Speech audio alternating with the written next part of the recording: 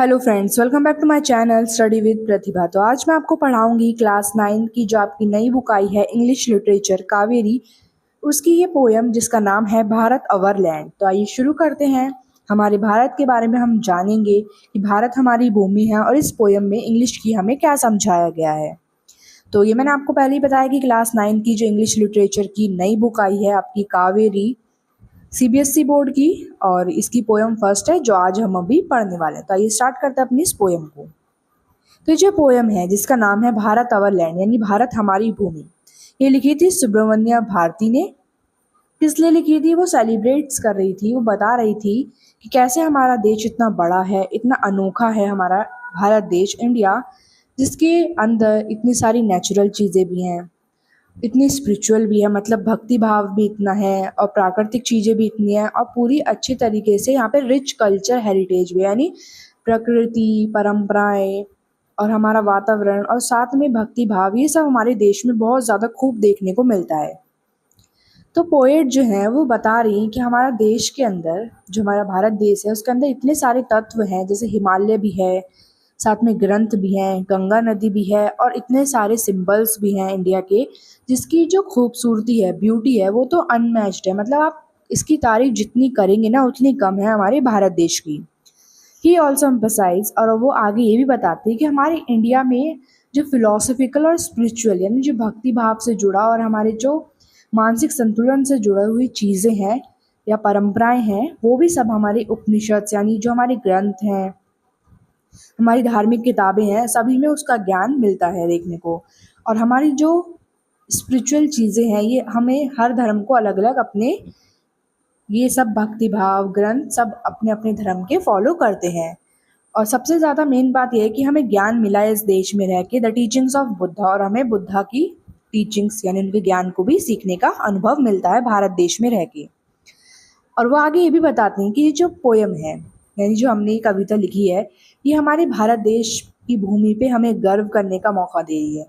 और ये जो देश है हमारा, ये पूरी एक ऐसी भूमि है जहाँ पे आपको महान से महान वॉरियर्स देखने को मिलेंगे, यानी जो अपने देश के लिए मर मिटने के लिए तैयार होते हैं, योद्धा।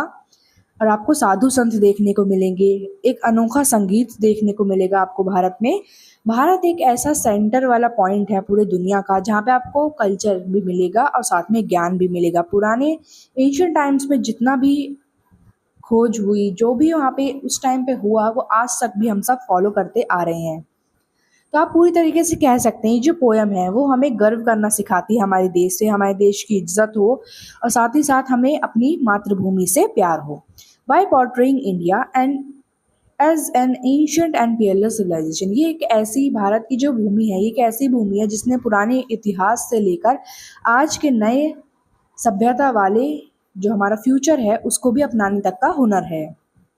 ये जो पोयम है ये दिखाते हैं कि हमें कितना गर्व और कितना प्यार होना चाहिए हमारे भारत देश से, हमारी इतनी प्राकृतिक चीज़ों से, और साथ ही साथ हमारे अपने धर्म से और भक्ति भाव से, एंड एंशियंट सिविलाइजेशन, और हमारी पुरानी परंपराओं से भी। अब आगे पोएट बात करती है हिमालय के बारे में। हिमालय का कहते हैं हम हिमावंत भी। हमें अपने देश में देखना चाहिए कि हमारे देश में ही ये इतने महान हिमालय हैं, गंगा नदी है, जो हमें ये दर्शाता है कि हमारा देश कितना बड़ा है, कितना ताकतवर है, और एक ऐसी ज़िंदगी दे सकता है हमारा देश जो सभी के लिए आसान हो। Stating that no other land can compare with it, Bharat एक ऐसी भूमि है जिसको हम किसी और देश या किसी और भूमि के साथ तो कंपेयर ही नहीं कर सकते। यहाँ देखो सेम ऐसा वहाँ पर भी है, क्योंकि भारत देश पूरे वर्ल्ड में अनोखा है। तो पोएट जो हैं वो ये बता रहे हैं कि हमारे जो उपनिषद लिखे गए, ग्रंथ लिखे गए, धार्मिक किताबें जितनी भी हैं, वो हमारी इंडिया की परंपराओं, पुरानी से पुरानी गहरी परंपराओं के बारे में दिखाता है, हमें दर्शाता है। उस टाइम पे जो लोग सोचते थे उनके विजडम के बारे में बताता है, और हमारे पूरे देश को एक अनोखे तरीके से और एक धनी देश की तरह पूरे हमारी भूमि को, भारत भूमि को दर्शाता है। पोयम ऑल्सो रिमेंबर्स, हमारी जो पोयम है हमें और भी बताती है आगे कि हमारे देश में से ही कैसे वीर योद्धा निकले हैं, इतने साधु संत निकले हैं जो भारत में ही रहते थे। और ये दिखाते हैं कि भारत की भूमि एक ऐसी भूमि है जो हौसला देती है इंसान को, साहस देती है। और ऐसे ही उसको जैसे इंसान एग्जाम्पल के ले रखा है, जैसे रानी लक्ष्मीबाई एक वॉरियर थी, वो एक लेडी, एक अपनी फैमिली उन्होंने सेटअप करी, इजीली रह रही थी, लेकिन एकदम से जब उन्हें अपने देश के लिए या अपने लिए अपने लोगों के लिए कुछ काम करने का जज्बा आया तो अपने दुश्मनों से भी लड़ी। ऐसे ही हमारे बहुत सारे फ्रीडम फाइटर्स हैं, और अब से नहीं, जो हमारे बहुत पुरातन समय से भी रहे, रामायण महाभारत और भी बहुत सारी हमारे जितने भी बुद्धा जी, तो ये सब चीज़ें दिखाई गई हैं कि सिर्फ रिलीजन ही मैटर नहीं करता, हमें अपने देश के लिए जो करते हैं वो सबसे ज़्यादा ऊपर मायने में रखा गया है।